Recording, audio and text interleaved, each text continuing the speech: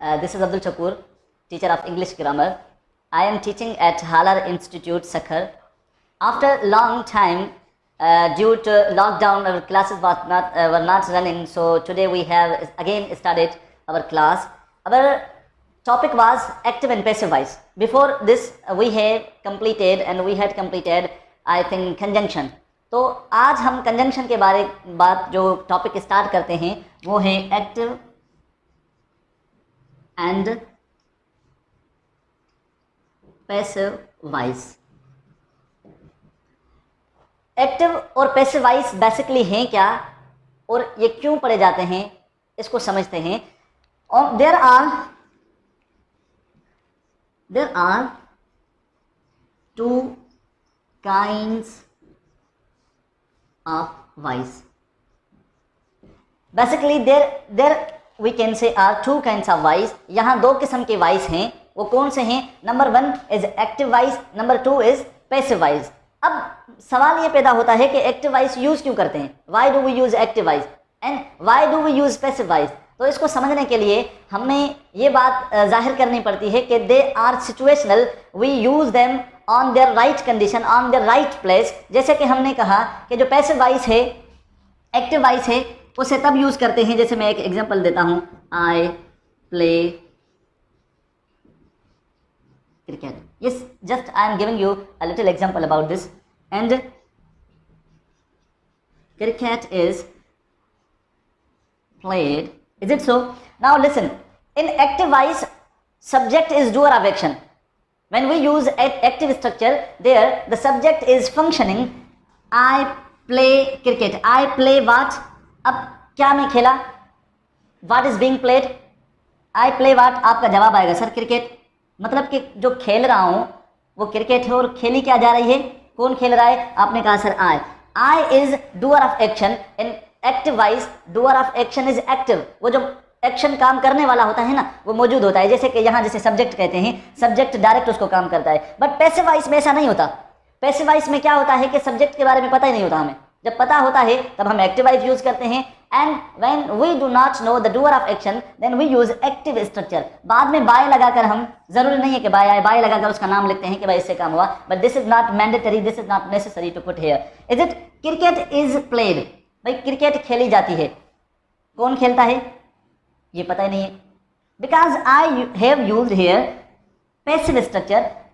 Same चीजें हैं, same meaning है, मीनिंग में कोई फर्क नहीं आया. स्ट्रक्चर में थोड़ा फर्क आया कि सब्जेक्ट जो था इसका ये ऑब्जेक्ट बन जाएगा अगर मैं रखूं, और इसका जो ऑब्जेक्ट है ये पैसिव का सब्जेक्ट बन जाता है. तो मेन थिंग ये कि जब सब्जेक्ट के बारे में हमें पता नहीं होता, जब सब्जेक्ट एक्टिव नहीं होता तो हम पैसिव स्ट्रक्चर यूज करते हैं. आइए हम कुछ एग्जाम्पल लिखते हैं इसके पैसिव वॉइस के. Active is very simple.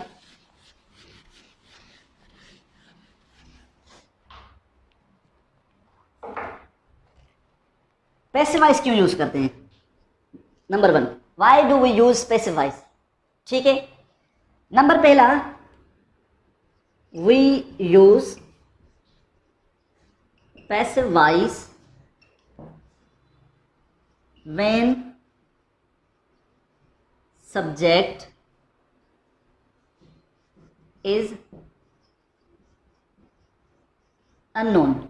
Number पहली बात कि जब सब्जेक्ट अननोन हो, मतलब कि सब्जेक्ट के बारे में हमें पता ही नहीं, तब हम पैसिव स्ट्रक्चर यूज करते हैं. अगर पता होता तो मैं एक्टिव यूज कर लेता. ठीक है. दूसरी बात, when subject is not necessary. भाई जब सब्जेक्ट जरूरी नहीं होता है कि इतना, मतलब कि सब्जेक्ट को मैं अहमियत नहीं दे रहा, we are not giving response to subject, then we use passive structure. और तीसरी बात, व्हेन वी हाइड सब्जेक्ट. तीसरी बात, हम तब पैसिव यूज करते हैं जब हम सब्जेक्ट को हाइड करते हैं. ठीक है. Number 1, we use passive voice when subject is unknown. पहली बात कि पैसिव स्ट्रक्चर जो होता है तब यूज किया जाता है जब सब्जेक्ट अननोन होता है, उसके बारे में पता नहीं होता कि एक्शन किसने किया. और दूसरी बात, when subject is not necessary, जरूरी नहीं है कि सब्जेक्ट इतना अहमियत रखता है, तब हम पैसिव वॉइस यूज करते हैं. और last, when we hide subject. Is it so? जब हम सब्जेक्ट को छिपाना चाहते हैं, it is not necessary again. और चौथी बात यह होती है कि जब हम ऑब्जेक्ट पर एम्फेसाइज करते हैं, when we emphasise on object then we also use passive structure. ठीक है, मैंने यहाँ कहा we use passive voice when subject is not necessary, for when subject is unknown, तब हम क्या यूज करते हैं। फॉर एग्जाम्पल मैंने कहा ए बॉय वाज किडनैप्ड, एक बच्चे को अगवा किया गया। अब ये पता थोड़ी है कि अगवा किसने किया, अगर अगवा कोई करने वाले का पता होता तो हम सीधा लिखते भाई XYZ ने फला बच्चे को अगवा किया है, but we don't know the doer of action, जो काम करके गया, जिसने अगवा किया उसके बारे में पता नहीं। हम कह रहे हैं कि भाई ए बॉय वाज किडनैप्ड, एक बच्चा अगवा किया गया। जैसे हम कहते हैं भाई मेरी मोबाइल फ़ोन चोरी हो गई, मेरी मोबाइल फ़ोन चोरी हो गई। ऐसे ही फॉर एग्जांपल बहुत सारे करप्शन की गई, 1 लाख बंदे को जेल भेजा गया। अभी जो है ना वायरस में, जो अगर मैं ऐसा कहूँ कि कोरोना वायरस में 10 बंदे मर गए, ठीक है ना, वो तो मर गए ना, अपने आप मर गए, मगर यहाँ डूअर ऑफ एक्शन का कोई पता नहीं होता। Reason number 1, when we do not know the doer of action then we use passive structure. A boy was kidnapped, एक बच्चे को अगवा किया गया, 2 बंदे मारे गए, बारिश बरसाई गई। अब बरसाई गई, किसने बरसाई वी डोंट नो, या तो अंडरस्टूड हो, ये बात अलग है, या तो हम उसको हाइड कर रहे होते हैं। और नेसेसरी कैसे नहीं होता। हाँ, दूसरी बात कि जब subject is not necessary, are you getting me, कि कैसे। अब फॉर एग्जाम्पल आप मेरे उताक पर आते हैं, मेरे रूम पे आते हैं, या कोई कहते हैं कि सर हमें आपसे एक मुलाकात करनी है, आपसे कचहरी करनी है वगैरह वगैरह। आप आएंगे और कचहरी वगैरह करके आप कहेंगे सर हम जा रहे हैं, हमें टाइम हो रहा है, तो मैं क्या कहूँगा, भाई बैठे, चाय पक रही है, चाय पी कर फिर जाएं। क्या कहूँगा, चाय पक रही है। ऐसे तो नहीं कहूँगा ना मेरी वाइफ चाय पका रही है ना, भाई ना ऐसे नहीं कहूँगा, या मेरी अम्मी चाय पका रही है, या फला बंदा चाय पका रहा है। तो देखें क्या कहते हैं, भाई चाय पक रही है, रोटी तैयार हो रही है। नेसेसरी नहीं है कि सब्जेक्ट को मैं वहाँ शो करूँ कि भाई मेरी अम्मी जो है या मेरी वाइफ जो है वो चाय पका रही है या रोटी पका रही है। Subject is not necessary to be shown, that's why we use passive structure।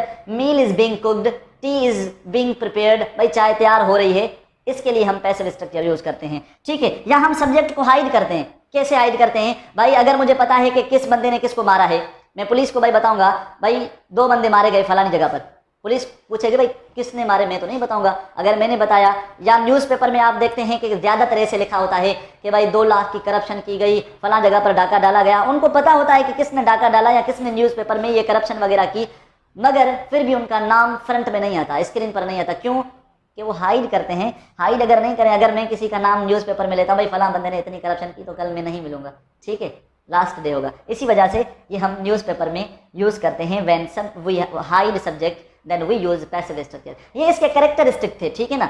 After this we have a lot to show you about passive structure. कि पैसिव स्ट्रक्चर क्या होता है, ये एक कॉमन इंफॉर्मेशन थी इसके बारे में, बेसिक इंफॉर्मेशन। अब जो इसके रूल्स हैं,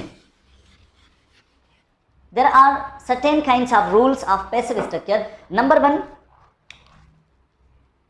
कि इसका जो वर्ब होता है हमेशा थर्ड फॉर्म में होगा। Every verb is in third form condition, ठीक है ना। Verb remains in third form. किसी भी पैसिव स्ट्रक्चर में हमारा जो वर्ब होगा वो सेकंड या फर्स्ट कंडीशन में या आईएनजी कंडीशन में नहीं होगा, ये बात याद रख लेना, ठीक है। और होता क्या है, जो सब्जेक्ट एक्टिव वॉइस में सब्जेक्ट होता है ना हमारा, सब्जेक्ट ऑफ एक्टिव वॉइस, एक minute, subject of active voice become the object of passive voice, become the object of passive voice, ठीक है। जो सब्जेक्ट होता है एक्टिव वॉइस में वो पैसिव वॉइस का ऑब्जेक्ट बन जाता है, इज इट। एंड जो ऑब्जेक्ट होता है, object of active voice become subject of passive voice,